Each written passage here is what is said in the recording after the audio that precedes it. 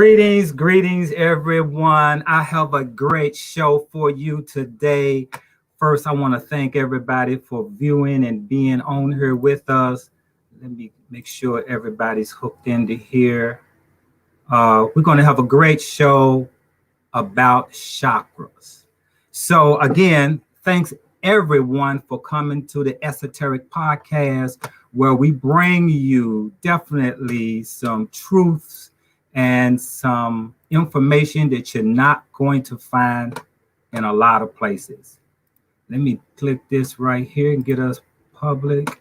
Facebook is always messing with me. Okay, great. Okay, so what we got here today is going to be a great show. We're going to talk about chakra energies. We're going to be talking about the different chakras, how they're related, what they mean to each other, and how we can use them and benefit from them. We're also going to be talking about the colors that is good for chakras and which ones you can maneuver. We're also going to be talking about vibration and chakra. So I'm going to learn a lot. I'm going to learn a lot from her. So we got somebody that everyone kept asking for her to come back. So I was getting requests, please bring back Mama Yoga.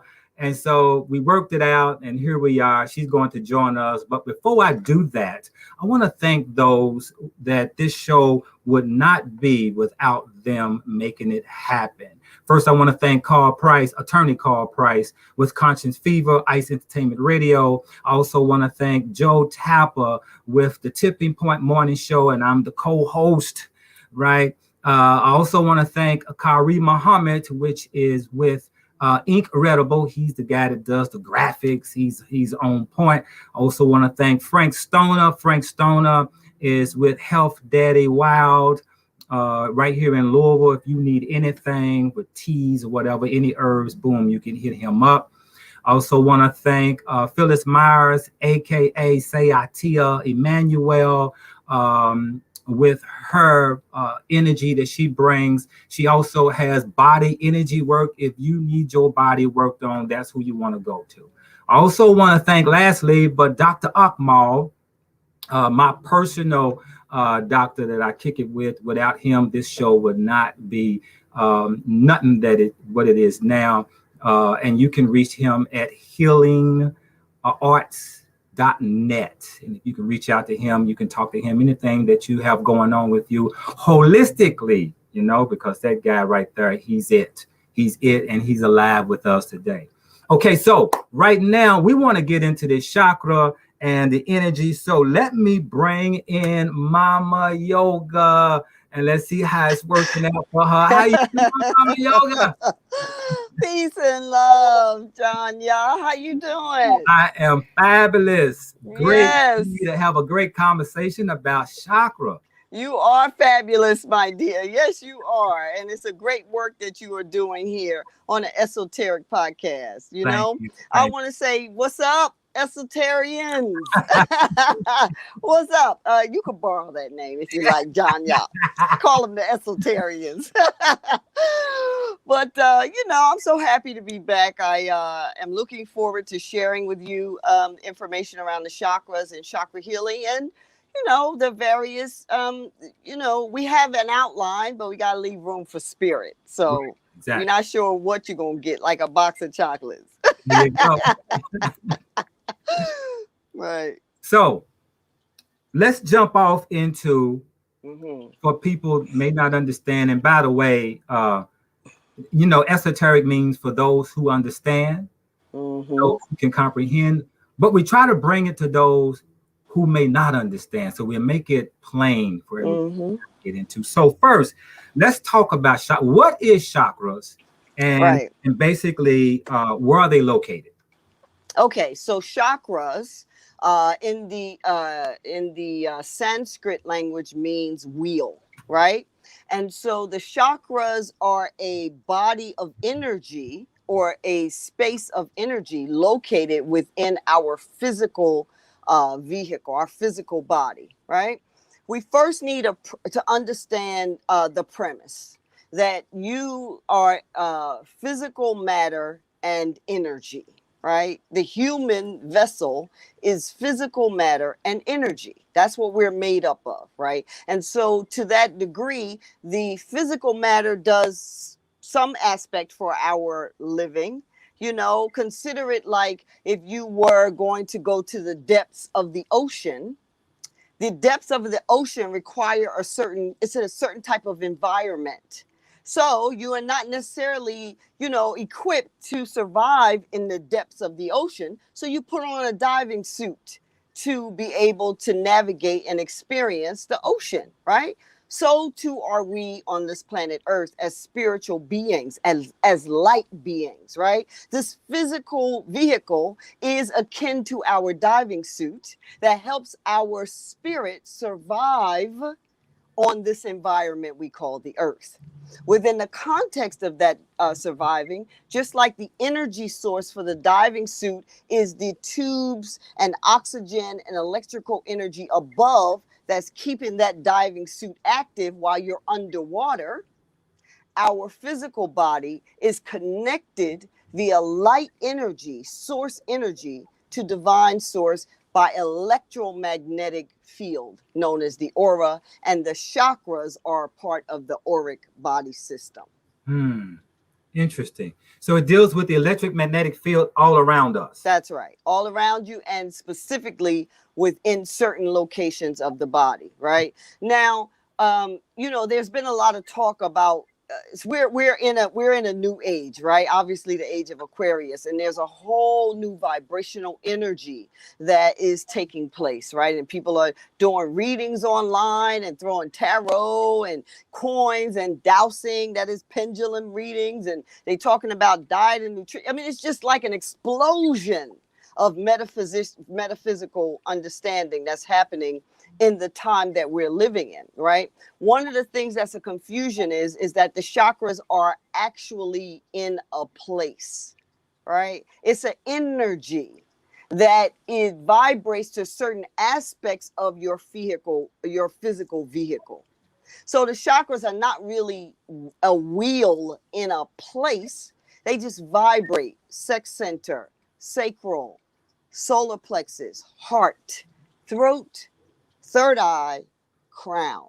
It's just a vibrational energy that is more affinitive to those areas that I just mentioned. Okay. Name, how many chakras are there, and can you point them out? Okay, so the latest science says that there are actually 14 chakras and not 7, right? But we're going to deal with 7, you know, in the interest of, you know, transparency. And I'm always an authentic person. If you see me, what's y'all grocery store out there where you live at? Whole Foods, Kroger's.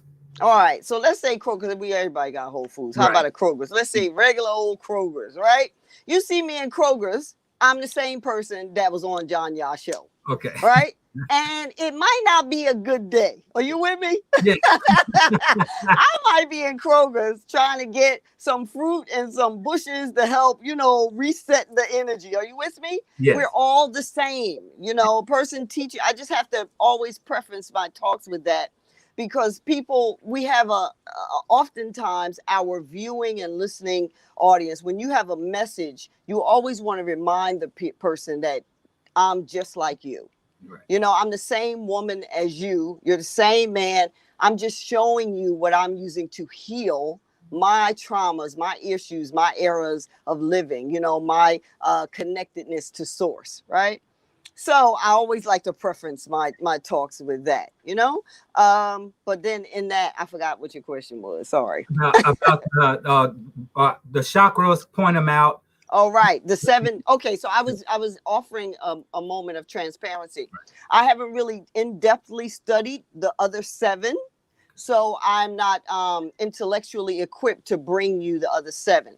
But I am 25, 30 years equipped to share with you the original 7 that we know about.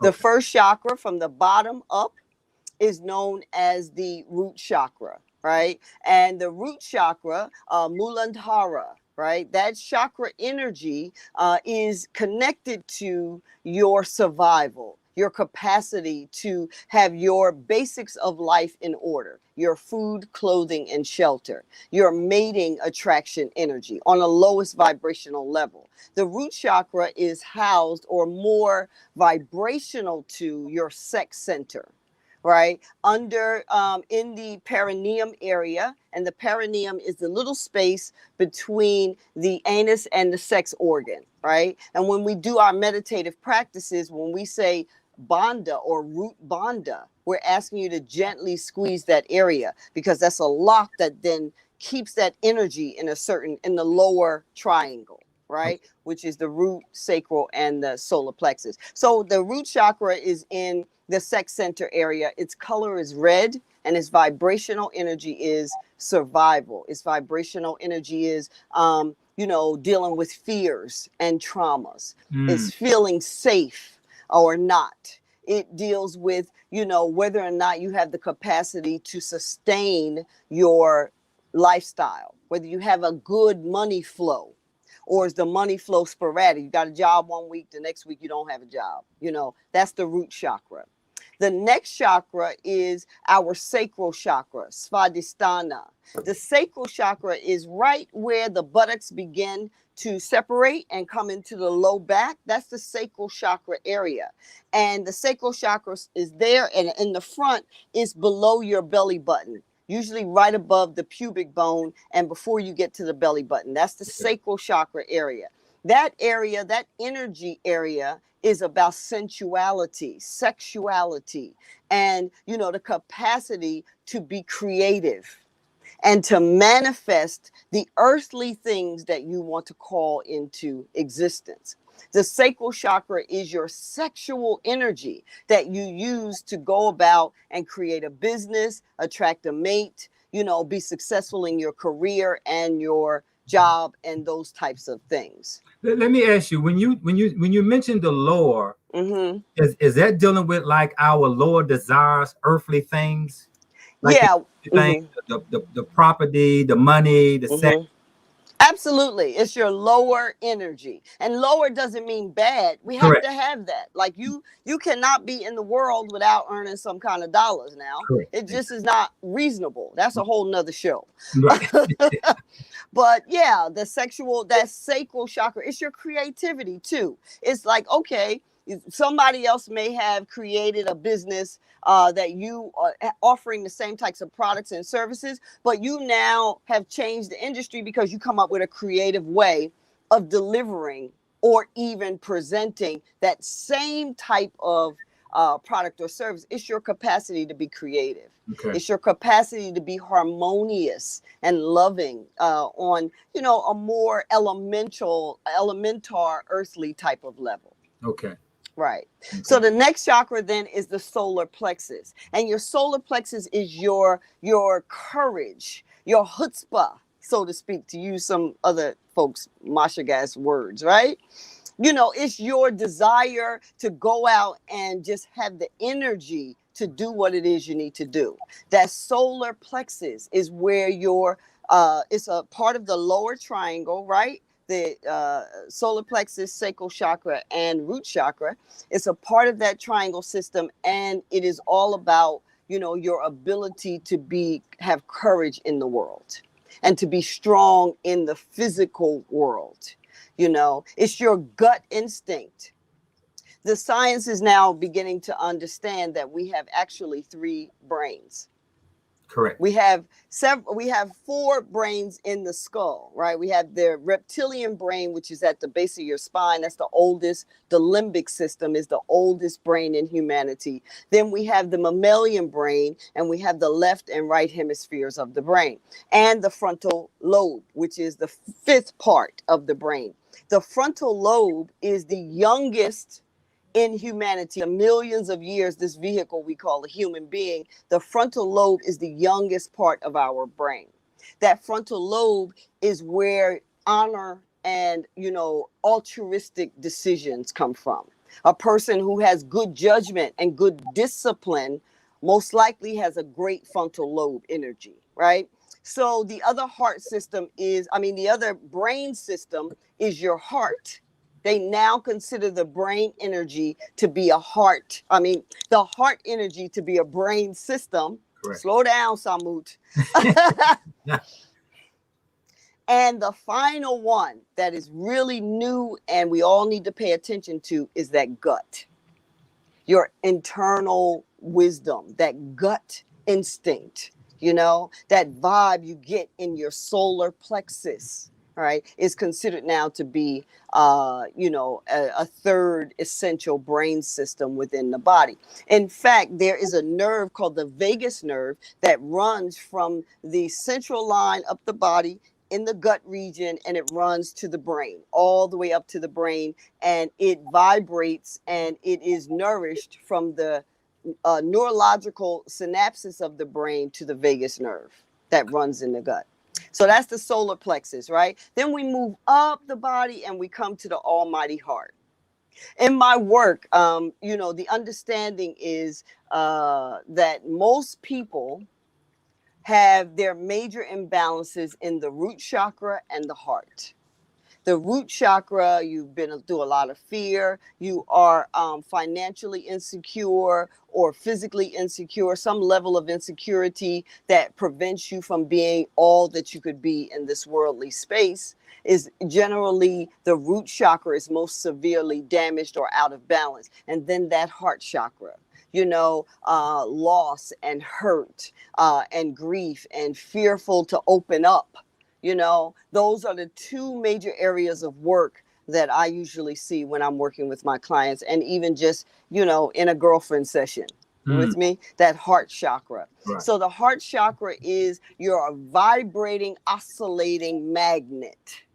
That heart chakra calls to you the higher aspects of the other three chakras, 3 chakras, right? So that heart chakra, basing and moving from the heart, is about open love, just loving, right? Even people who perceive or present themselves in an adverse way, you find a way to love them into healing. And we don't want to get that twisted. That doesn't mean that you have to go around hugging your enemy and inviting them, people who present themselves that way, to dinner and all that kind. It doesn't mean that. It just means that you do not you don't pick up their baggage with them, but you constantly send them a loving energy and go about your way. You flow from a loving space, not for them so much, but because you realize you're connected to source. That's that heart energy when it's in balance. The heart energy is about care for your community. It's about caring for, your connection to divine source. That's that heart energy, right? And so it's in the Sanskrit, it's anahata, right? Anahata in the Sanskrit language. By the way, we should always give praise and honor to our beneficent ancestors. The yoga system was given to the world by the Indus Kushite people, who were the original people of that mass we call India. And then when the Aryans came in, they mixed bread. You know how the whole history, it ain't different from continent to continent. The folks got a blueprint. That's what they've been doing. They have bred with the original blue-black people, the Indus Kush. Indus means indigo, blue-black. Right. Kushite people. And as their numbers grew, they pushed our ancient indigenous ancestors of India, the Indian landmass, up into the mountains, and they are still there today, known as the untouchables, the Dashavidyas. The untouchables, right? They have pushed them out of favor, out of society with their caste system. So the ancient Indians, the Indus Kush, are cousins to the ancient Egyptians. Every indigenous people have a system of tonic and healing and balance the body. And yoga, what we call yoga now, was given to us by our people. So that heart chakra helps open up your energy to a more altruistic view of the world, that you can serve as God's representative in terms of your vibration and in terms of your functioning, how you function in the world. Does that make sense? Yes, it does. Yeah. All right. So then we move on up the body, the central column of the body, and we come to the throat chakra. The throat chakra is where you speak your truth, right? And it's here in the divot of the neck. When we do certain aspects of yoga and pranayama, breath work, there's a breath called Jalandhara Bandha, right? Named after the yogi who discovered the lock, or who was doing the lock and then said, oh, this helps keep energy in a certain space. So you would breathe in through the nose and then put your chin down in your throat, holding the breath. When you sat up, you would breathe out through the nose. Every lock on the body concentrates that energy in a specific place to help heal, help balance, help strengthen whatever your physiological imbalance is and your psychic imbalance. So that's the throat chakra. Is called Visuddha, right? And Visuddha is about, again, the capacity to speak your truth, the capacity to know that your voice is valued and heard, the capacity to be an orator, to study and be able to regurgitate with intelligent, syntax, what it is that you understand, and to not be afraid, to have the courage to speak up when you need to speak up for yourself, right? That's the throat chakra. Right. Then we come to the almighty third eye. Come on here now. Whoop, whoop. Right in the center of the forehead, in between the eyebrows, the Ajna chakra. The Ajna chakra is your access point to divine source in this physical body. It's the higher chakras and up, or all the heart chakra, throat, and up are all about your divinity and your resonated and understood connection to divine source, right? So that ajna is the place where you create the life that you want to manifest. It is your whiteboard, so to speak. It's the visualization portal that takes you to the universal infinite, where you visualize and thereby write in the universal flow of energy what it is you want to make 3D in this environment we call the earthly world.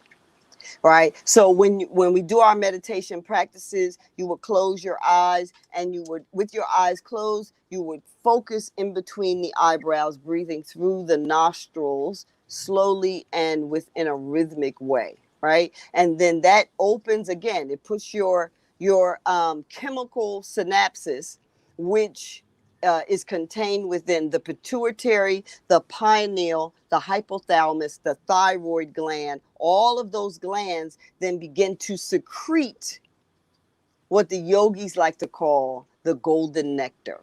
And then that begins to turn the 1,000-petal lotus. This is all imagery, right? It's not a lotus sitting on the top of your head, right? It secretes, though, the chemicals that then put your body in notice that you are preparing for launch, right? Your brain and your consciousness, that you're preparing for launch, right? So when you bring your eyes, your actual physical eyes, and look them in the middle of your eyebrow, it again begins to flip on a switch. And the body, those chemical, or those glands, will secrete a certain chemical resonance in your brain energy, and then that begins to so-called spin the 1,000-petal lotus. That is your crown chakra. All right, the crown chakra, moving up to that, is Sahasrara, right? And the crown chakra is, again, that ultimate doorway where the highest light energy comes through, and your highest vibrational energy comes through the crown chakra, right? So the crown chakra is the same spot as when you were a baby, or you're holding a baby, and they say, watch the baby soft spot.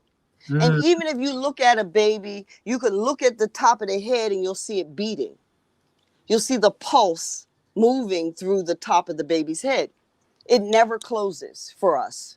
It gets a little more calcified, but that is a gate. We call it the 10th gate, right? It never closes, because that is where your electromagnetic energy from source comes in the strongest. If a person is a metaphysician and they've been initiated in a system that helps them purify not only their physical and their thought consumptions, but their chakra energies, it is expected that when you transition, if you've done your work, you should transition out of the higher chakras. The lower you leave, again, going back to the premise that I want all of us to have we have to have the same definition of what we're talking about, that we can have the same or similar understanding and come to a similar conclusion. Otherwise, it's not truth. Correct. It's somebody's opinion. You with me? Yes. So if going back to the premise that you are physical matter and electrical energy, when the physical matter is done, the electrical energy must go somewhere. And it should go out of one of these portals of energy. If it goes out of the sex center, you kind of lived a life of, hoeing and sexing and drugging and whatever. You didn't live a very high vibrational life. Solar plexus is not so bad. Not so bad. It's okay. You might put yourself in a more auspicious position next lifetime. But you really, if you're an initiate or committed to your spiritual alignment with source, and you do it the best you can, you really want to go out through the throat, the heart, throat, ajna, and crown is that's sage work right there, to go out as crown. Some people say people have even gone out in the ankle. What? How you get out of the ankle? I don't know. Anyway, so this is the chakra system as it has been laid out by your ancient ancestors, and don't let nobody tell you different. Right. Correct. Ashe. So now listening to that, of course, this is very scientific of how the body works. Mm-hmm. We look at the physical body. We're not looking at some of the functions of these areas. Now, when you talk about the crown chakra, is the crown chakra will be understood for many to be your antenna, where you receive information. Is that right? So your whole vehicle is an antenna. Okay. Your whole physical body is a tuning fork.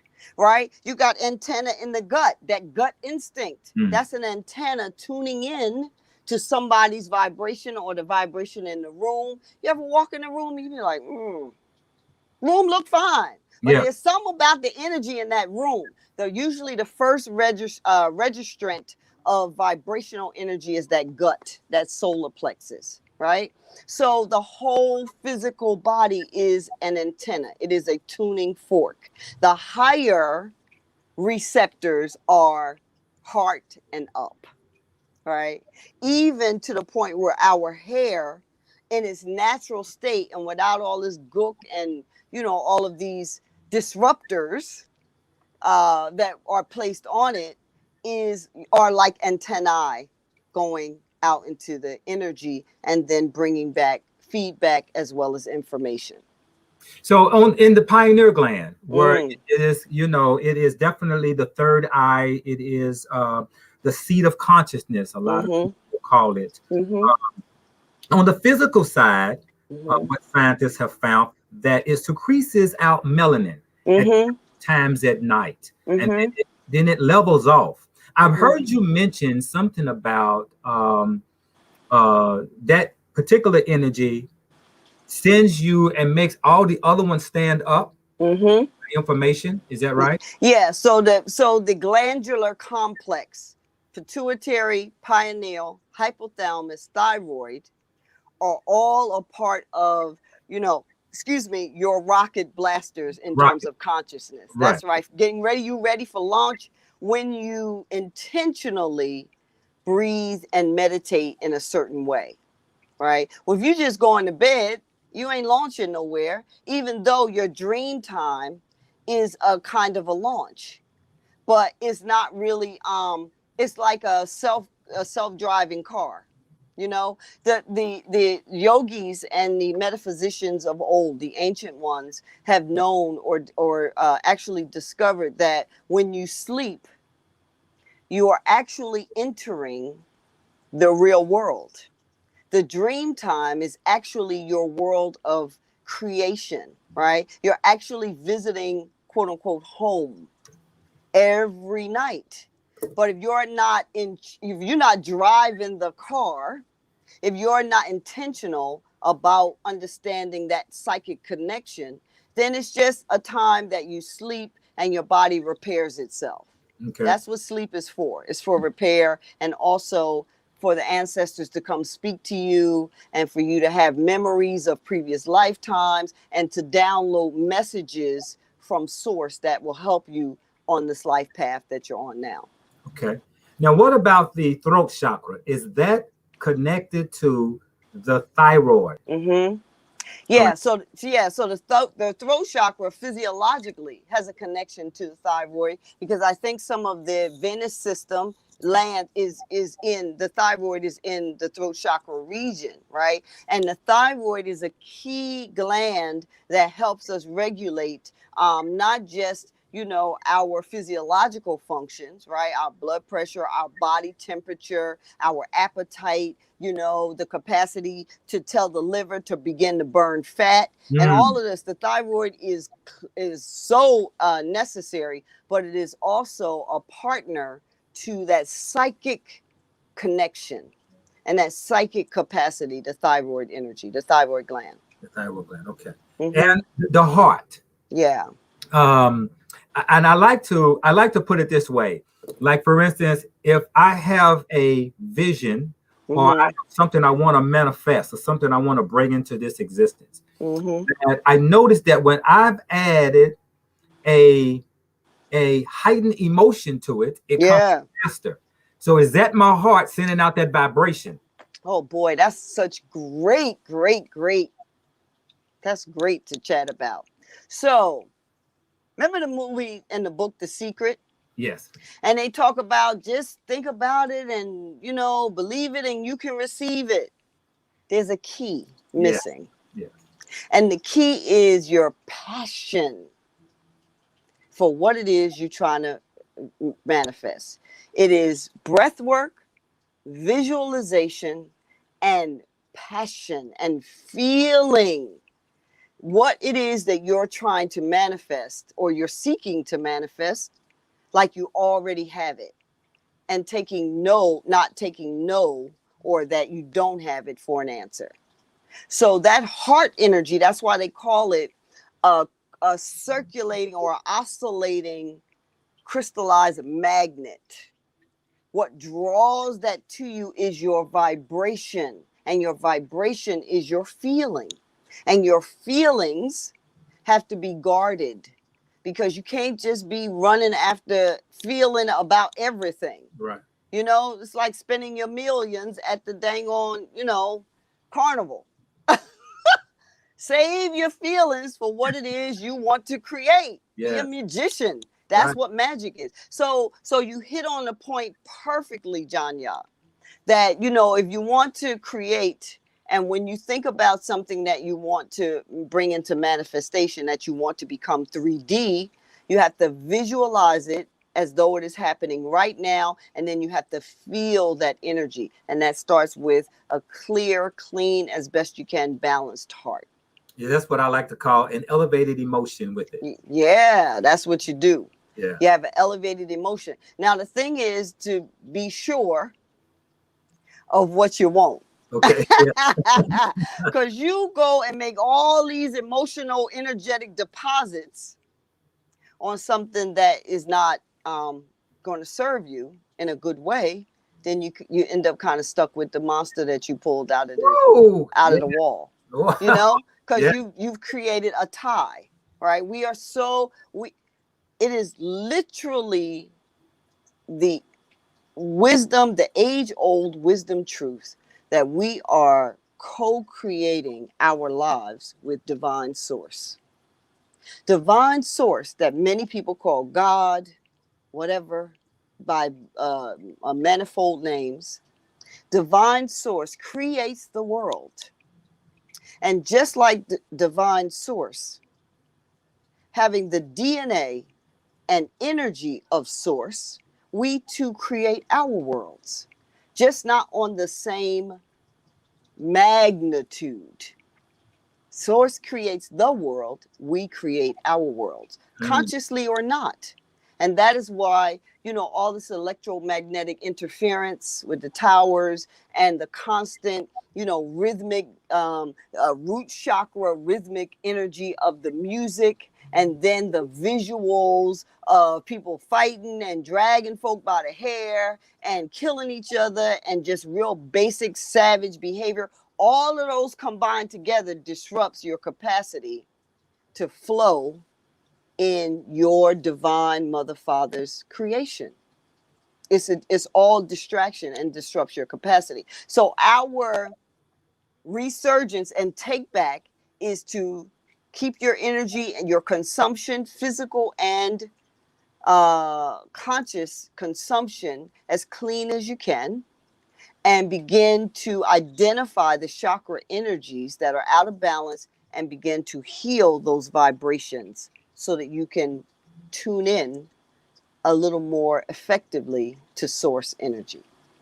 Before I go further into the solo plex, I want to stop right here and go a little deeper on this, because it sounds like from the heart to the top is the root of our problem as far as our people is concerned in this society, because somehow someone has the dial to the frequency that we're somehow unconsciously connected to, that is bringing in this existence into our life. Like I like to use it like this, or say it like this. There's a lot of energies out here, and they're in different segments. So you can have a frequency about something that you think is good information, but actually you are actually programming yourself to have a memory of something that you're going to end up producing in your life here. It is like, let's say, for instance, it is like watching a movie or reading a book or something that deals with slavery or something that is negative.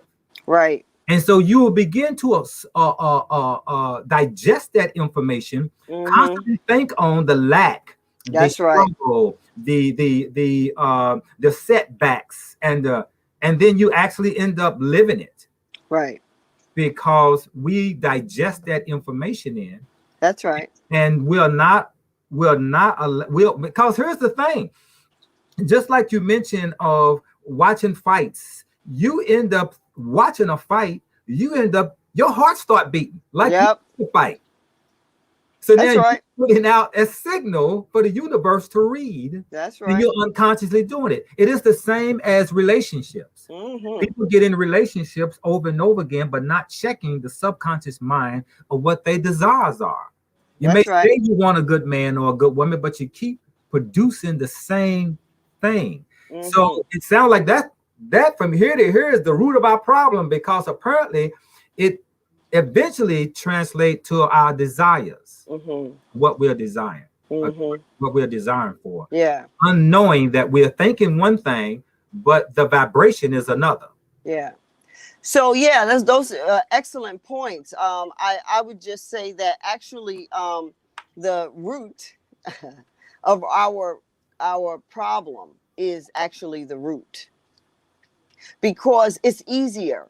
The root is the music you like. The root, and the sacral and the solar is, the sensualism. There was a time when our great ancestor now and great scholar Frances Cress Welsing gave a lecture, and the first thing she said when she stood up and gave the lecture is that she was here to dispel the myth, and I'm quoting Frances Cress Welsing, y'all. She said that white folks think that black men, all they care about is a tight vagina and tight shoes. It's the sensualism that is the doorway to our disrupted confusion, and it's disrupting the heart and the rest of the chakras up. When you deal with or interact with most of our folk, the heart is loving. We the most loving people on the dang old planet. Yeah. Right? We let everybody come in our community. We always protecting other people. That's a heart that is not broken in the way that we would think. The doorway that allows us to keep getting played is the root and those lower three chakras, the sensual energy. Because when you break a people down,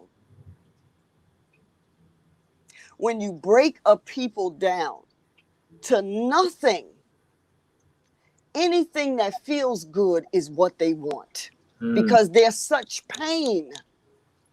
They can't even deal with the amount of pain over generations. So whatever feels good is what we want to ease the pain. You owe me that. So put a liquor store on every corner. I need fried chicken in every doorway. And I need, somebody selling me some other mollies and the rest of the shit. You with me? It's the root chakra and the sacral that we have slipped way into. And don't get me wrong, you need all of those. We need the root chakra, we need all of them, but there needs to be a balance. And spiritual culture, the dictum is, yes, you need the animal, but the animal and the human should not lead you. That means your sensual pleasures and your intellect should not be the only thing leading you through your life journey. Wisdom and connection to source should be what's leading the animal and the human. Understanding that man's consciousness is in 3 tiers. The animal nature, which is your survival, limbic, things you do, the habits you don't see you got a habit of, the subconscious survival nature.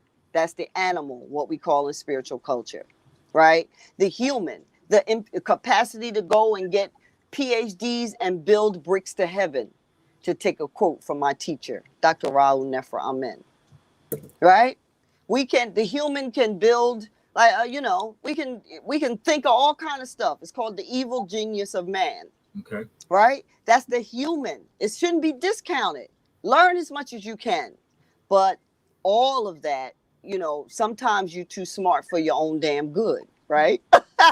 The supreme higher faculty, which is your source, your gateway to source, should lead the bottom. That's the bottom down. And that is where spiritual culture and intentional, healing and manifestation come into place. Yeah. So it's the root chakra, dear. Gotcha. Okay. Now about the gut, the soul. I'm gonna have some water, y'all. Right. The solar plex. Right. So when you have that gut feeling, like I don't feel excuse me, comfortable, or I feel like I'm in, and you feel it, but you can't comprehend what you're feeling. Right. Like you can have a gut feeling, it starts from here. Right. And it doesn't feel right, or and so it sends a signal, and you later found out, oh yes, that's what you was feeling. So why is it that there's a connection or there's a disconnect between the gut feeling and what we thinking? Right. So the reason is because we live in a savage ass society, right? And nowhere is there a regular institutional teaching of how to tune into your vibrational messages, to the very things that will save your life. Recently, I heard a story about a young lady who was out drinking with her friends, and she took an Uber home. She called the Uber. Drinking now. She is, 2 sheets to the wind, as we say, and the Uber came, and she had a gut instinct not to get in the Uber. So she listened. Now she is inebriated. She listened to that gut instinct and did not get in that Uber. The next Uber she got in, she passed completely out. When she came to, she was in her home, in her bed, sleeping. She come to find out that the Uber driver helped walk her up the stairs, took her in a house, and put her in her bed, locked the door, and left. Now, what was the previous Uber driver gonna do? You Mm. know? So where the spirit was like, don't get into that, right? So we have to be intentional about tuning in. It's the easiest thing. You meet a man or you meet a woman, and all of the bells and whistles on the outside is pinging, and that root chakra ping, ping, ping, Yeah. and that sacral chakra, that serpent done woke up and is making his way up the back. Honey, you know all the bells and whistles about the sensual connection, but there's a little gut voice that says something ain't right about that person. And time again, folks ignore that little voice and go on and get the lesson in that journey. Well, and I know a lot of people listening can really comprehend that because everybody has experienced the gut feeling. Absolutely. Whether they went for it or they didn't go for it, they felt the gut feeling of what they should have done was something else. That's Everybody right. felt that. That's right. That's right. Well, here's the blessing and mercy of God that we call divine source. Nothing is wasted.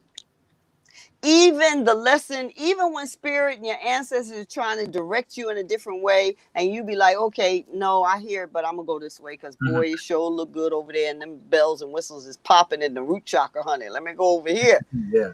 The lesson in going over there, you're not off your path.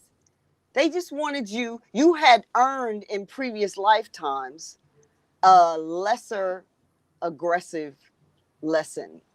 But the memory of the harsher lesson, like being addicted to drama, you obviously didn't get it in the last time you was here. So go on over there and get all that experience, all that journey, and then spirit will say, okay, so you learned that. This is what you learned from it. Here's a situation where you can present what you learned. You can show your work.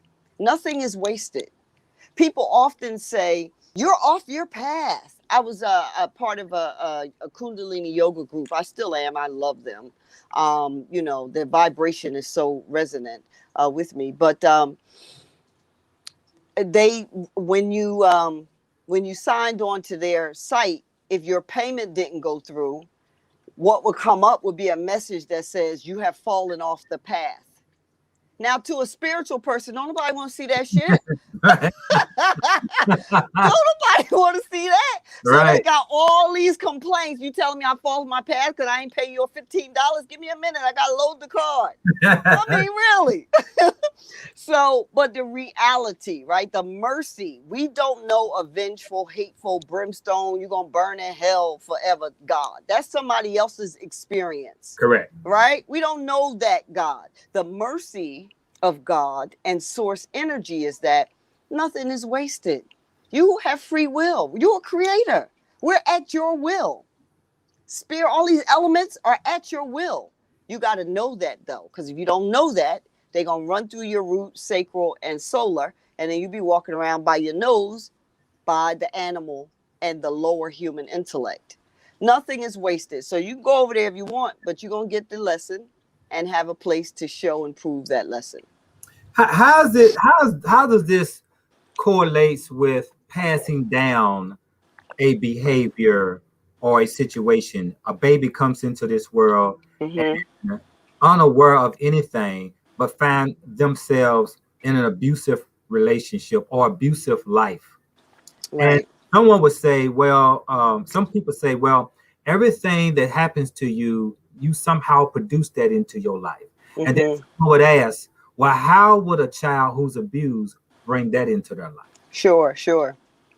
So, you know, ancient wisdom, and that's all I can share from, because the logical mind, again, the human, the animal has a gut wrench about that. It makes no sense. The animal is emotional about a baby who comes here and is raped and thrown up against the wall or thrown off a track or some other horrid, you know, experience, right? And the human cannot reason that. You with me? But Yeah. ancient wisdom says that we are all manifested many lifetimes, that the earth is actually the university for the spirit. And if you are born here, then you have been admitted to the so-called Ivy League of the planets to grow your spirit into into reconnection with divine source in a conscious way.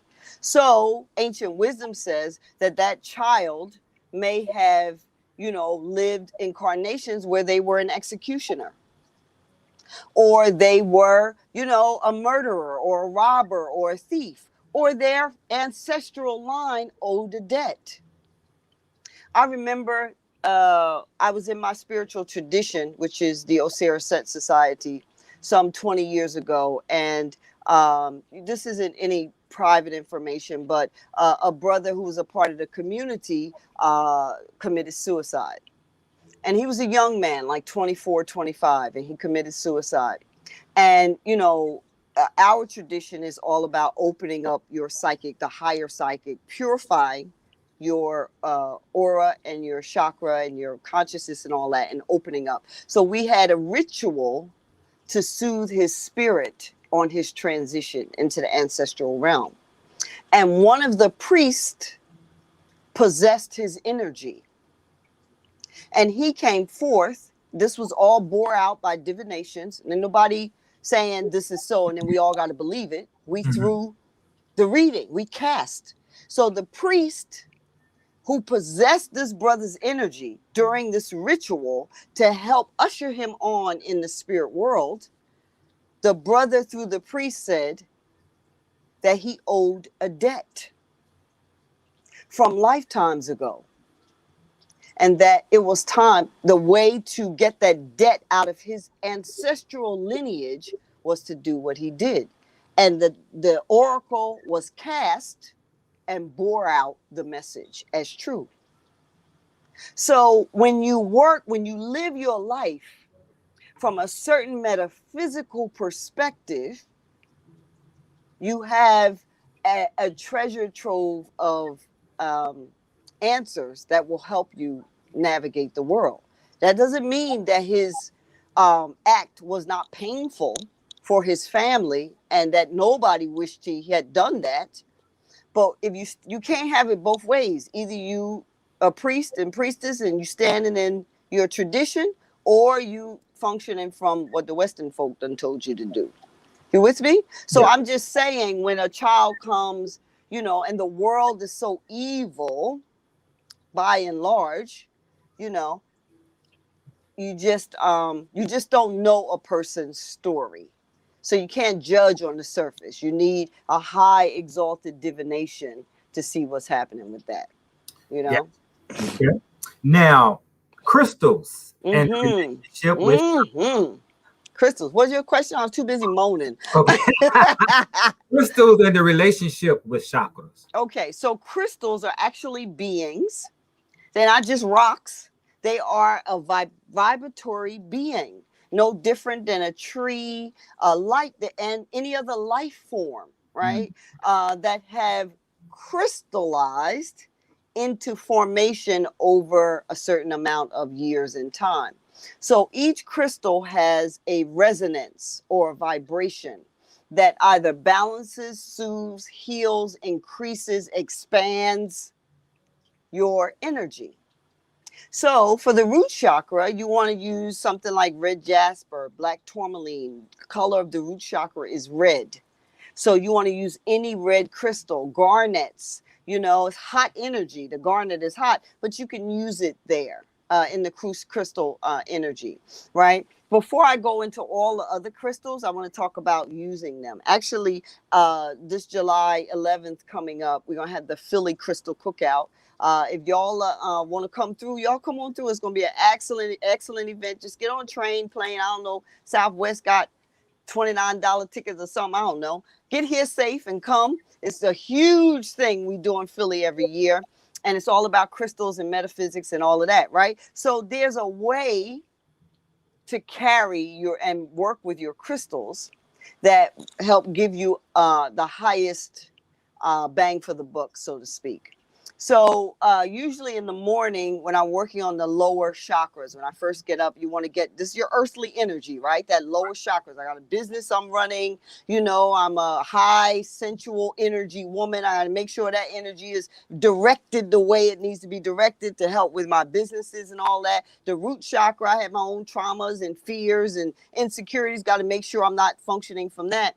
So what you want to do is you want to sit on your crystal. If you're sitting in easy pose, with your legs crossed, that is, you want to put your crystal down by your sex center and sit on it. Now, make sure it don't have a point. That would not be helpful, okay?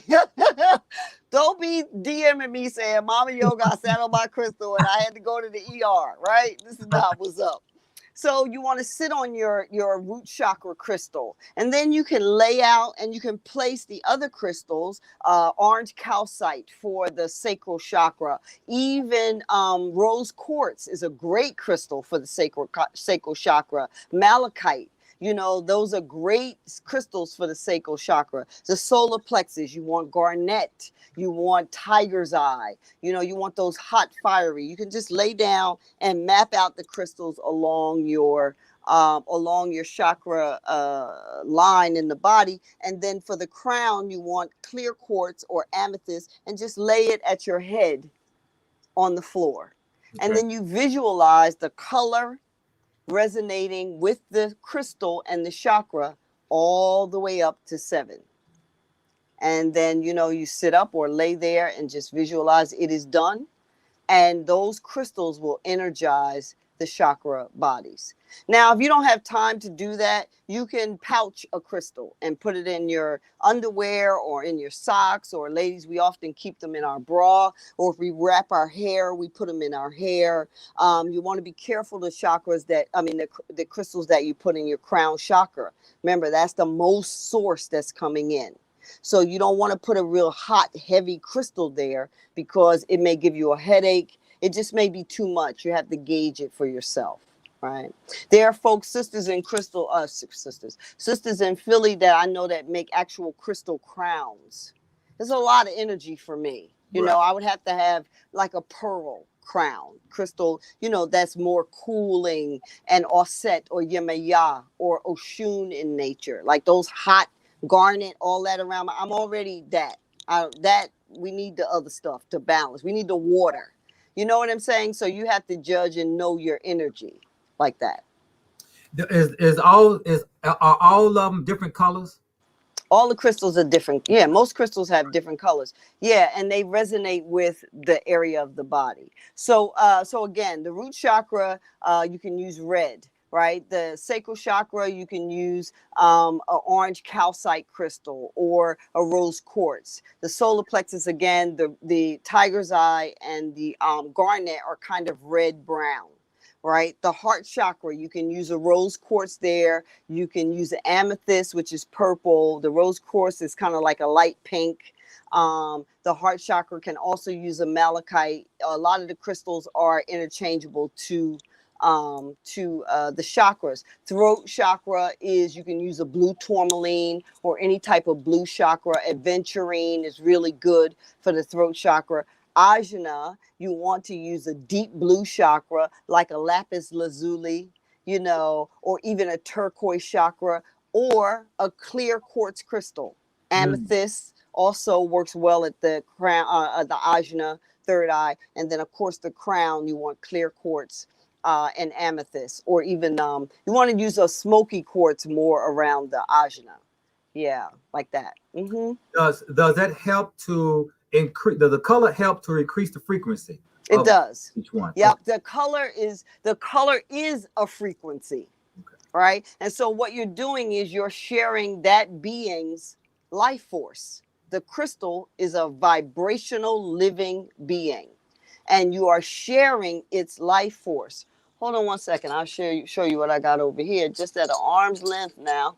All right. So this, you all can't, can you see which side? Yep. Oh, there it is right there. This is a pyrite. Uh-huh. And I got this. I seen one of those the other day. Yeah, I got this at the Trenton Juneteenth, my sister Zola of the Crystal John, y'all go follow her on Instagram. She is the mother of the Philly Crystal Cookout, right? And so she came to my Juneteenth event and laid out all her crystal display. And when I walked past her table, this pyrite said, "Hi, how you been? You need us. Pick us up."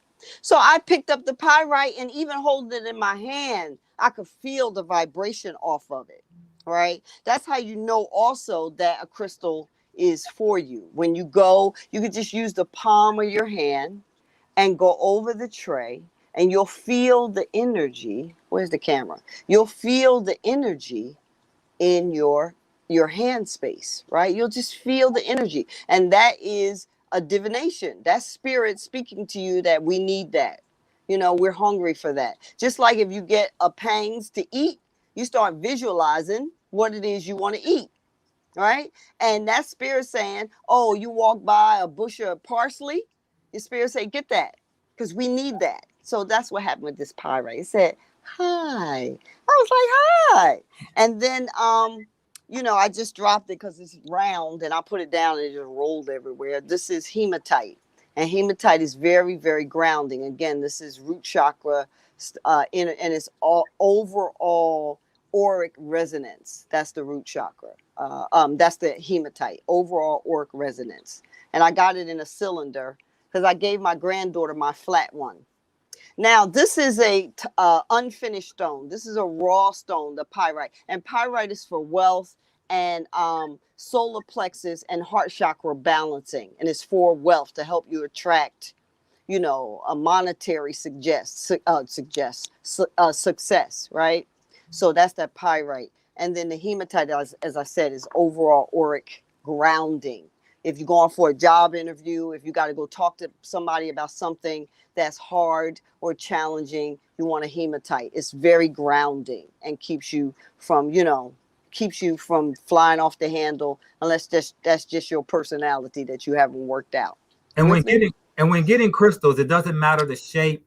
It doesn't matter whether it's refined, round, or whatever. Just No, tumbled stones, which are these stones here, like that's a tumbled stone, right? It's smooth. It's not in its raw form. They are easier on your body.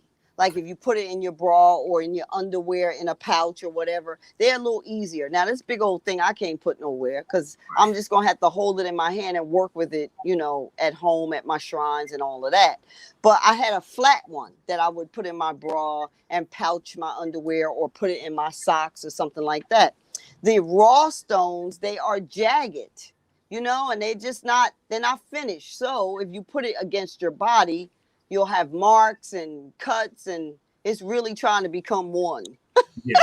Right.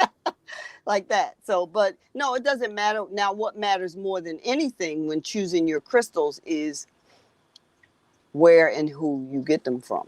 Okay. And how they are caring for their supply of crystals. Okay. Their understanding and their relationship to those crystals, right?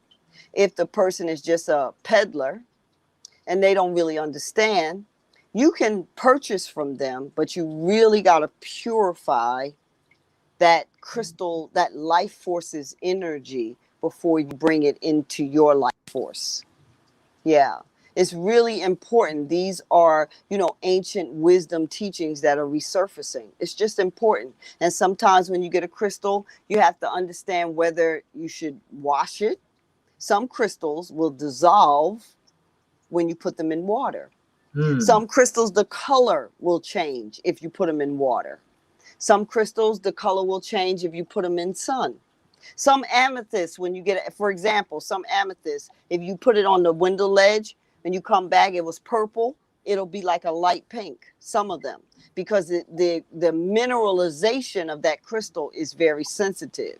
It may not be that old, right, to where it's actually completely crystallized. So the sun can change. So you got to kind of do your research and study a little bit about your crystals. Yeah. Mm-hmm. I'm only familiar with one. I have one. I think it's a quartz. And I think I read about you can charge it up by putting it in where the full moon can Can charge it. Yeah. Yeah. Some crystals, you got to dig a hole and put them in the ground, especially if the energy on it has been, disrupted or abused. And the other thing is, you don't let folks come up to you and be touching all on your stuff. Now Okay. people do that. Yeah. No, because that's Okay. a transference. Let me tell you, my granddaughter, my granddaughter is 21, that baby, and she had a garnet bracelet that I'd given her, charged up for her, and gave to her to wear for her protection and energy. So she was out somewhere, and some guy came over and was like, "Oh, that's so pretty," and he started like touching over, and she was like, "Okay, no problem." No sooner than he walked off, the thing popped all on the floor. Oh, wow. Yeah. And what she do? Call me crying in a panic. Oh my God, what is happening?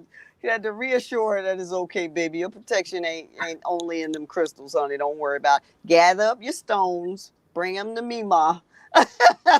Bring them to Grand Mood, and we'll replace it and do some other stuff. So don't let folks be touching all over your stuff and your hair and your because it's a transference. People don't know. They don't know. You got to have compassion. You can't be like, get out of here. Right. I honestly, I'm kind of like that when people try to touch my hair, particularly Europeans. They just don't get it. They're like, oh, and I'm like, no.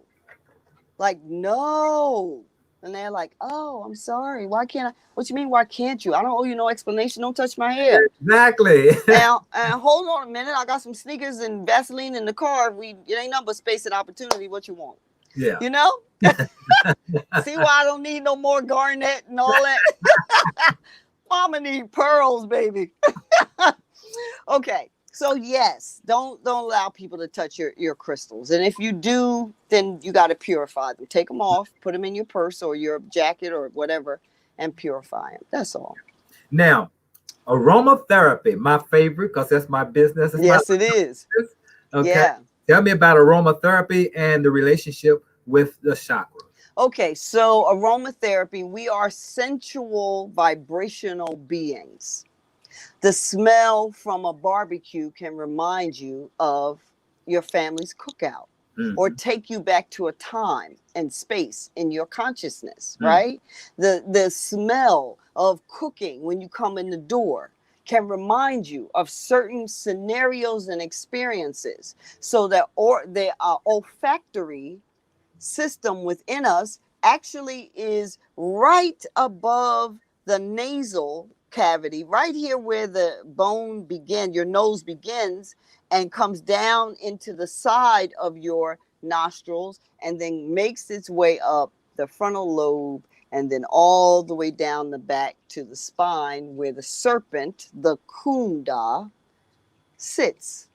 And so the smell of your mate, his or her clothing, can conjure up a pleasant exchange. Women have a very strong olfactory. We be like bloodhounds about our dudes. You with me? And so aromatherapy is really a kind of priesthood in and of itself. All of these different things, crystals and aromas and the chakras, all of these have been compartmentalized, in different, you can be a specialist, but in ancient times you would study, it would be a part of your psychic and metaphysical curriculum. But some people would emerge as stronger in other areas. And so then that would be dubbed their priesthood. You are a priest of aromatherapy. You are a priest of essential oils. You're a priest of crystals and such, right? So, the aromas then help to align the energetic vibration of the chakras. And not just the chakras, your whole auric complex. If you want to have a purifying consciousness, you don't have to burn a lot of things. You can use oils, or you can use a specifically prepared incense. And you don't really have to burn it. You can put it up to your nose if it is quality. You can put it up to your nose and it trigger your consciousness to launch. right? And that's why when we're doing spiritual work, certain fragrances are isolated to that spiritual work because we're using the fragrance as a trigger. That's the human animal, Mm. right? We're using the fragrance as a trigger. So say I'm gonna speak uh generally here, right? Say I was a person who wanted to attract a mate, right? It's time for me to have a mate in my life, and I'm doing the meditative rituals, that is visualizing the person, not a face. You can't be seeing nobody's specific face unless you know they're available and they would be a good fit for you. But just make it a male or a female energy. They leave the face out. Yeah, leave the face out. That's the face is God's work, and the Right. face ain't gonna never be what you think it is. So say I was a female who was a sister who was ready to have a mate in my life, right? And I'm doing the meditative rituals and I'm visualizing the mate and how good it is and how we get along and things that are important to me, business partnership and all the rest of it, right? And so I'm using honeysuckle or sandalwood as my trigger. So I would not wear sandalwood on my body unless I'm working on the mate manifestation, because you isolate that aroma so it becomes a trigger for your pineal pituitary launch access. With me? Yes. If you want more money, the aroma is the root, the solar plexus, and the heart. You want to use honeysuckle. You want to use cinnamon. You want to use, you can use frankincense, but very like a light amount of frankincense, right? And then the rest of it is cinnamon and honeysuckle, the sweetness, right? And you can even use sandalwood, cinnamon and sandalwood. That's a powerful money juju piece, right? But you want to isolate that for when you're doing your meditative money ritual. Yeah. If your health is failing, and depending on what aspect of your health, right? You want to use jasmine, and you want to use orange blossom to help balance and trigger the body to begin the healing process. The healing in the human body is female, and she comes to work every night when you go to sleep. That's her job. When we sleep, the body goes into repair and removal of toxins. Imagine an apartment, a big office building that is closed for the night, and a woman comes in with her buckets and mops, and she sets them down, and she begins scrubbing out the corners and taking it all down to the incinerator and the elimination place to get rid of the toxins. That's what happens at night. So if you're doing a meditative healing ritual, you want to use jasmine, that's yemeya or osset. You want to use rose, that is Oshun or Heteru. You want to mix them. You might want to use a little bit of myrrh, that's Oya or Seker. Again, divine feminine energy to help you gain clarity as to how to heal. Aromatherapy is boss. Yep, it's really great. Let me tell you a little story about when you mentioned about the aromatherapy thing. I ended up in this incense business just because of that reason. Actually, my wife at the time would burn a certain incense called Precious Chandan. And so she would burn it, and we had agreed upon that if she was burning Precious Chandan, that didn't come on in the bedroom, What? I missed that part. What happened? If she was burning Precious Chandan, a particular brand of incense, that means come on in the bedroom. So if I came home and I smelled Precious Chandan, boom, it means she was in the bedroom waiting for me. Then I started doing it. Right. And so after we had divorced, and I started my business, because I started selling these products. I was important for me in the year, did really well.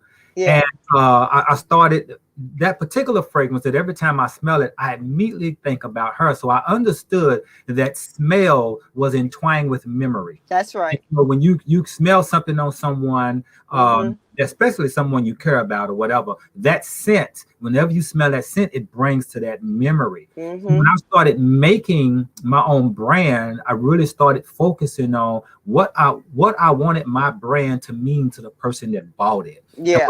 Bringing into their life. So it's very interesting about the memory and smell and what you Yeah, and the trigger, the fact that you the get trigger. triggered. Yeah, Yeah. you get triggered. So your incense product, your line, people that are buying your incense, they are probably at some point and somewhere throughout your customer base, there's a certain trigger that is happening, and they can go get something that may have the same name on the package or may have a similar name, but if it's not the John Yah formula, it's not going to trigger them the same way. They will have to be reprogrammed to that scent, you know?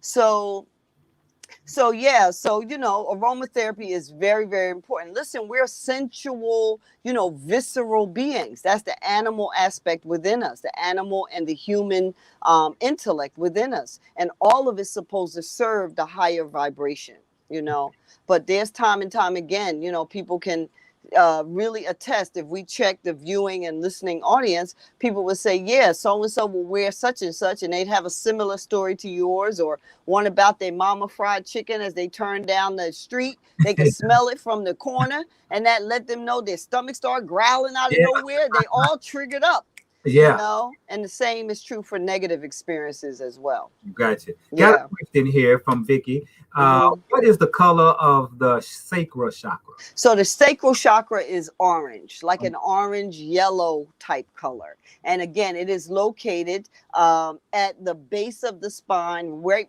where the buttocks begin to split. And then in the front, it is located just above the pubic area up to the navel. Like that whole stomach space in there is sacral energy, right? And, it is where the kunda means coiled, right? Lini is life, coiled life. So that's why you have the imagery of a serpent, right? The serpent is that life force, that sacral life force that flows up the spine and helps you to create in the world. It's the same energy. The sexual energy is, and the sensual energy is what you use to manifest in the world. If your libido is low, you'll notice that if you are manifesting in the world, it's a little hard. It's drudgery. Like you got to make yourself do it. But if your libido is high, you have the capacity to really steer great enterprises because it's the same energy. If we look over history and even recent history, you see, when you look at somebody who has a great business acumen, let's say a businessman, because it's usually men that we hear this about. We don't hear too much about it by women, but I'm sure it's the same. It's just not reported as much. So oftentimes we'll turn on the news or come across our news feed that some man that's running a multi-million-dollar organization or a big politician done been caught with 15 wives and all these mistresses that he taking care of. His energy is high. I'm not excusing it. I'm understanding the metaphysics of it. Right. Right. If your libido is low, that is something that has to be corrected if you're trying to run an enterprise. If you're really trying to go after it, because you need that energy, to do what you got to do. Yep. Mm-hmm. Absolutely. So if we don't have to get off right now, I wanted to offer an aura cleansing process. No, go ahead. Go ahead. All right. Let me see. Should I back up so people can see what is happening? Let me back on up. Let's see. Is that better?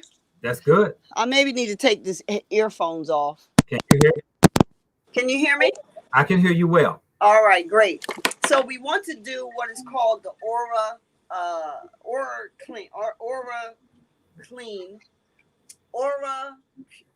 purifying, and then we'll do an aura charge. Okay, your aura is that magnetic energy that is 6 feet away from that vibrates out 6 feet away from your physical body, right? And so if you don't do a regular process of aura purification, your energy becomes cloudy, and vibrational resonance, it gets harder and harder to find you, if you will. When you do aura purifications, your whole light body brightens up. So we want to do a few minutes of the aura purification, and then we'll do the aura charge, which then really magnifies your electrical energy, which again pulls to you what it is you're trying to attract, right? So first purify. What we're going to do is you sit up nice and tall, shoulders down away from your ears. Don't slouch back, right? We're aligning those chakras, the root, the sacral, the solar, the heart, and on, right? So you want to sit up nice and tall and make sure your hips are even. Mm-hmm. Oh, Lord, something. Okay, so, and your shoulders down away from your ears. Breathing is going to be, with this particular, it's going to be through an O-shaped mouth, right? So you want to breathe like this.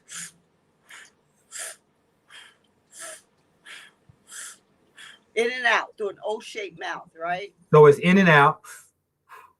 Through the same O-shaped mouth. That's right. In and out through the same O-shaped mouth.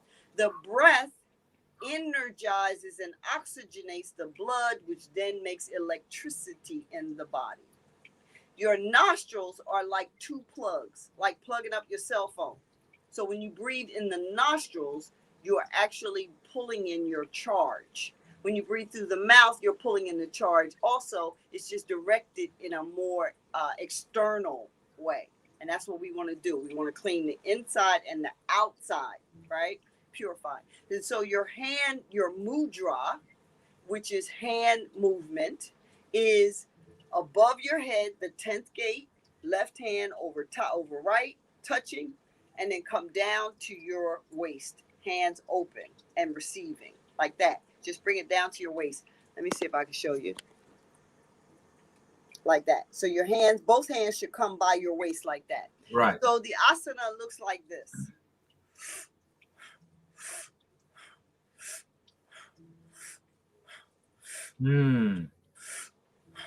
Right?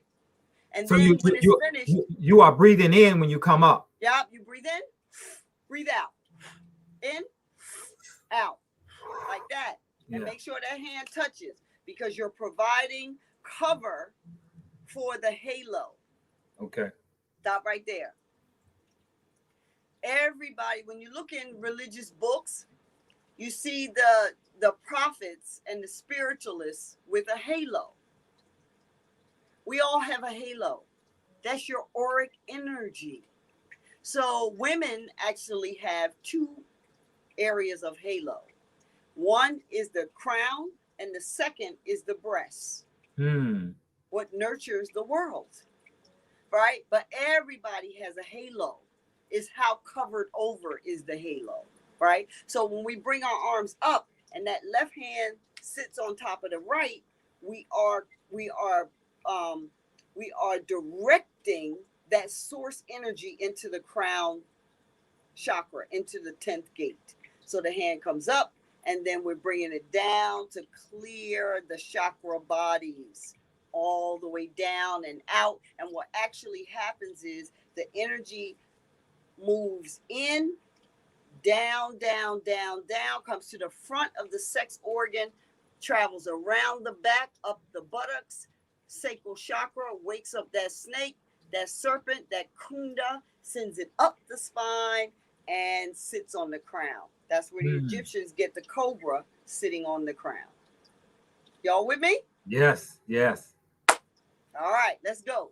I'm going to put a timer on. We're going to go for a few minutes. Okay. Not that long, but a few, just to get the vibration. I'm already all hot up about it, you know?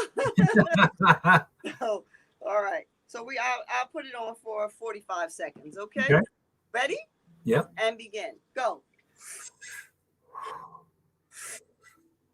Strong breath. In at the top, out when you come down. Go, go, go. Go ahead. I'm just directing. Good. Pick it up, John.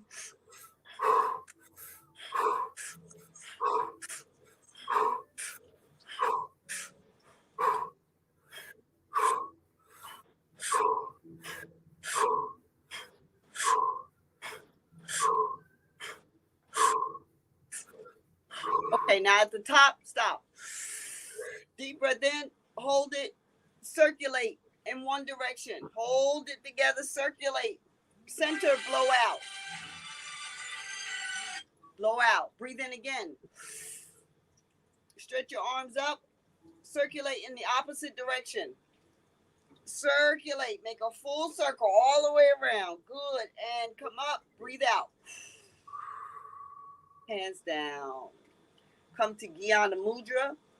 Another seal, bringing the energy sealed. Squeeze the root lock, that is, squeeze the perineum, that muscle you use to cut your urine off in midstream.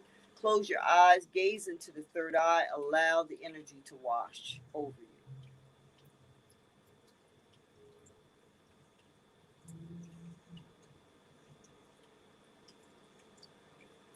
Visualize your chakras balanced and healed. The center line of your body, just visualize it all white light. From the sex center all the way up to the crown. White light, healing, nourishing, breathing in and out, intentional. Don't hold your breath. Good. Good. Take a deep breath in. Squeeze the root lock and breathe out. All through the nostrils. We're going to energize that frontal lobe. Breathe in. Squeeze that root lock muscle you use to cut your urine off in midstream, and breathe out through the nose, relaxing the shoulders. Deep breath in again here through the nose. Squeeze the root lock, relax, and breathe out, and just relax in the energy. Good. When you're ready, you can return to this space, return your focus and consciousness to the podcast.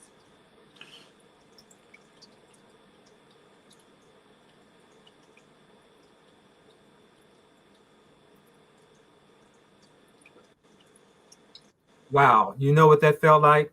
Mm-mm. It felt like my Qigong Yeah. breathing exercise. Yeah.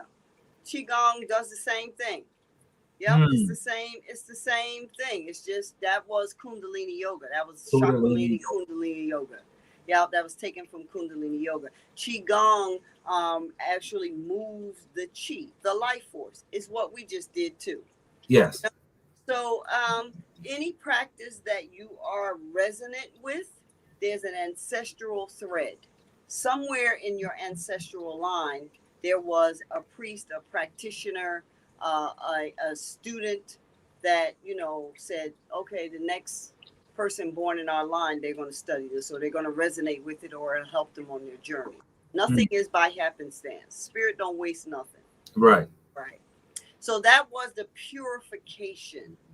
And you want to do that with regularity, because this world is literally throwing all of this, savagery and negativity to try to keep their space for longer.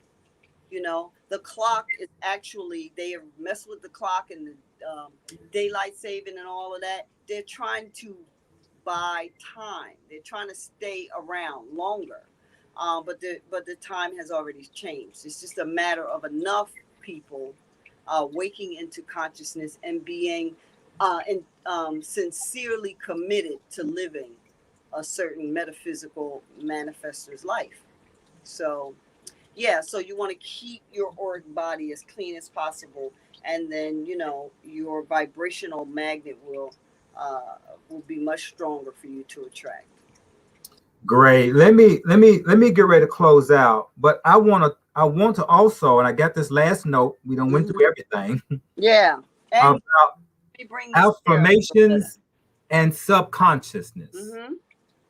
The affirmations and subconscious. Yes. Right. So again, we have the animal spirit and the human intellect, right? And the human intellect, as I said, is brilliant. Like, we can learn and become PhDs and this, that, and the third. We can learn everything. But the consciousness, the subconscious, is constantly under assault by the construct that we live in. So affirmations, again, serve to trigger a certain level of desired point of view and perspective, within your consciousness and within your stream of consciousness. So, for example, if you're a person who, when something happens, everything is always out to get you. Like, oh my goodness, nothing ever works for me. It ain't just, that's an affirmation that you are seeding your vibrational resonance with. Nothing ever works for you. Nothing ain't ever going to work for you. If that is your mantra, if that's your prayer, right? It's a form of affirmation, which are a form of prayers, which in fact is seeding your subconscious and consciousness with what it is you want to manifest. So if you're like, I ain't gonna never find a good man, or black women ain't this, or black men ain't that, that is that's the affirmation that you're seeding. But if your affirmation is, and it takes practice, none of this happens overnight. It takes practice to break the mold of what has been, habitually participated in. So if you want greater wealth, you can't be taking extra packs of ketchup from the, from Kroger's and stuff, because that tells the universe you're affirming that you don't have the wallet to buy ketchup. Wow, that's right. All this damn ketchup. Like, okay, the packs are there, but do you need that? Even if you take leftovers, it's a subconscious affirmation that you're not going to have food the next time. Wow. So affirmations is a way of triggering and programming your spirit with what it is that you want to manifest. And because the majority are kind of sleepwalking or stuck in the feel good, they don't realize that they're tripping themselves up. By every day they're tripping themselves up. I just can't stop eating that. Yeah, my diabetes is 400. I got 400 on the diabetes marker, and they talking about taking my kidneys and cutting off my leg. But damn, these tasty cakes good. Yeah. Okay, baby, them tasty cakes good, and here's your trade-off. Here's your trade-off. Because you want to be a proverbial eternal 5-year-old. Like, knock it off. But if you're intentional about your whole grown assness and your divine connection to source and want to live by that as best you can, it's no perfection, but as best you can, then you can use affirmations to catapult you on your journey with great success. Great. That's like a person saying, I'm broke. That's right. I will always say, if you run around, if you got one dime in your pocket and you keep saying I'm broke, by the end of that day, that little dime is going to find a hole in your pocket, and you're going to lose that dime. That's right. Because the universe got to give it to you because you already said you were broke. You ain't got That's right. You're a magnet. You are a magnetic resonance to what your consciousness, your spirit, and your vibrational energy really where it is, And if you go around proclaiming that you're not, then that's exactly what you're gonna get more of. What you claim you are not. The chemistry works the same. It's gonna manifest. Wow, this has been a great topic and subject with you. I so appreciate you coming on. Let me before I give you your last words, I want to put your book up here for a moment for everyone can see the book. It is Mama Yoga Wellness Chakra Balance and Healing Reference Guide. It's a very interesting book, and it helps you also with areas where you could actually take notes of how you are doing in it. So that is awesome. So any last words that you would like for the people to hear or know before we close out? So I always want to stand in reverence and give thanks. I give thanks to you, John, for inviting me on and, really perceiving a value in what my life's work is and my journey is. I've been a student of spiritual culture this lifetime for more than 30 years. And I'm just seeking to share what is helping my life. And so I give thanks that you see the value in that and have asked me to come on. We're doing a lot of partnerships. We're in the age of collaboration. If you're trying to do something by yourself, you have misunderstood what is happening. You're a dinosaur. You're about to be phased out. So the age of collaboration, that's the divine feminine energy. The mama can go in the refrigerator, see a one chicken wing, a half a potato, and a piece of celery and a can of Coca-Cola, and make a feast. Yes. Tell this one next door, come, you bring this, you bring that. Next thing you know, it's the best meal and the best time ever. That is the time that we live in. So my connection is to a great deal of I'm receptive to collaborations, which I always have been. It's just more than ever. So last week I collaborated with the African American Cultural Collaborative of Mercer County in the Trenton, New Jersey area, and we had a great Juneteenth event. Planned that for a year with them. Giving my time, energy, expertise in wellness and metaphysics, which is my wheelhouse. And coming up July the 11th. I'm partnering with the Crystal John for the Philly Crystal Cookout. Last year, we had the Philly Crystal Cookout online, and it was a phenomenal success. The years before that, it has always been live. So we'll probably try to do an online component. I'm not sure of that. She's probably saying, Mama Yoga, why are you saying that? I'm online, honey. I'll be out in a minute. That's my granddaughter coming. Yeah. So Philly Crystal Cookout. Y'all check me out on Instagram. I have a lot of courses and classes, and I go live, and I'm just honored to serve, and I give thanks for all of you. Give thanks. Thank you. Thank you so much. Listen, everyone, I appreciate everyone for coming in and listening and all your comments. And one of the things I would like to end this with is that, when we do this, it's like, whenever I come on to put an energy into something, it's actually doing it with love and care. And so, it's free. I'm just giving out information because we want to share information. So it's always about, everything's reciprocal.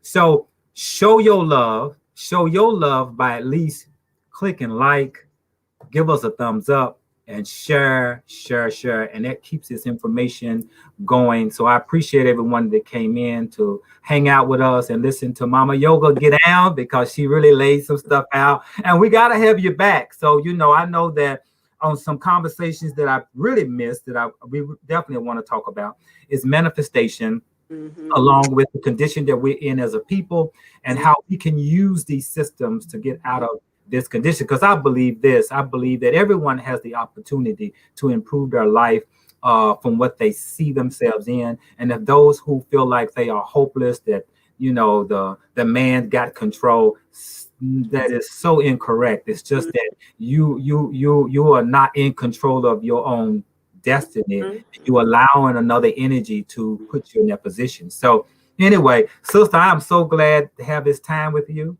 I appreciate your effort and what you just shared with everyone. So thank you for that. And definitely we're going to keep in touch. Y'all go get the book. Yes, go get the book. Or I'll ship you a copy. Go get the book, Mama Yoga Chakra Healing. It's on my Instagram. Peace. There you go. All right, Queen. Appreciate you. Thank you, dear. Appreciate you. Thank you. Peace and love. Peace and love.